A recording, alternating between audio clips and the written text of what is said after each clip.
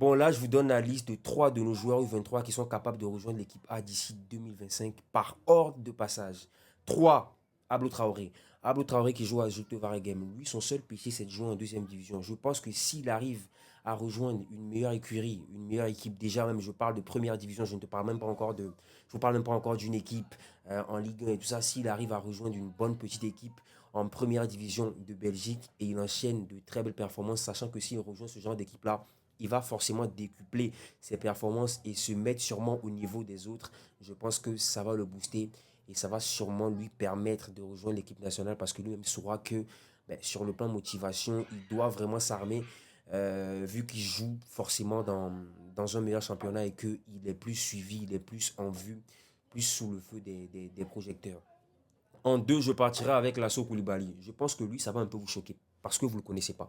Lasso Koulibaly est un ailier. Vous voyez que je parle des ailiers parce que les ailes ne sont pas encore vraiment cadenassées au niveau de la sélection ivoirienne. Dans le sens où, depuis là, je ne sais pas qui est capable de me le dire, le seul ailier titulaire indiscutable en Côte d'Ivoire s'appelle Simon Adengra.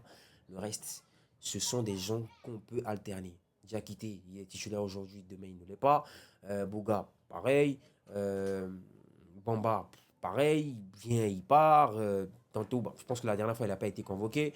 Donc, c'est pareil, c'est comme ça. Donc, il nous faut un ailier vraiment stable qui va sécuriser ce poste-là, comme on le dit en Noussi, qui va sac-bas ce poste-là, vous voyez. Donc, il va avoir un sac-bas au moment. Donc, depuis là, on ne l'a pas encore trouvé.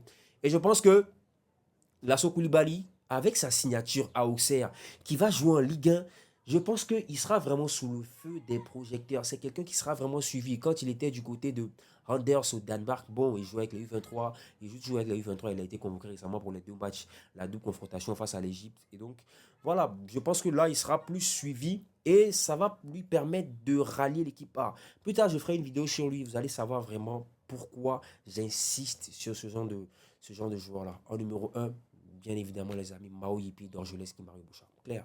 On parle de Mao d'Orgelès. Mao d'Orgelès, c'est un joueur qui. Est-ce que vous savez que Mao d'Orgelès n'a pas officiellement 2 ans de carrière? Il n'a pas encore officiellement 2 ans de carrière. Mais on en parle comme si c'est déjà un joueur confirmé, comme si c'est un gars qui doit aller en équipe nationale demain matin, tout simplement parce que le mec, il nous sort des performances stratosphériques. Claire. Mao d'Orgelès est jeune. Mao d'Orgelès n'a pas encore 20 ans. Il aura ses 20 ans en août. Il a joué son premier match, si je ne me trompe pas. Je pense que c'est aussi en août, mais en août, il y a de cela 2 ans, 2022. Et tout le monde réclame Mao d'Orgelès en sélection. Mao d'Orgelès a joué pratiquement 57 matchs depuis son arrivée en 2 ans. On parle d'un joueur de 19 ans qui a joué 57 matchs. La réserve et puis l'équipe accumulée. Sachant que la réserve d'Orgelès, il a joué à peine 5 matchs en réserve. Hein. Il est passé de right to dream, 5 matchs en réserve équipe A. Donc, on part sur la base de c'est un monstre. Le gars, c'est un monstre. C'est un crack. Vous voyez ce que je veux dire? C'est un gars qui est plébiscité de partout. On parle d'un gars qui est toujours suivi par Newcastle, suivi par Brighton, suivi par des clubs comme Manchester United, comme Chelsea.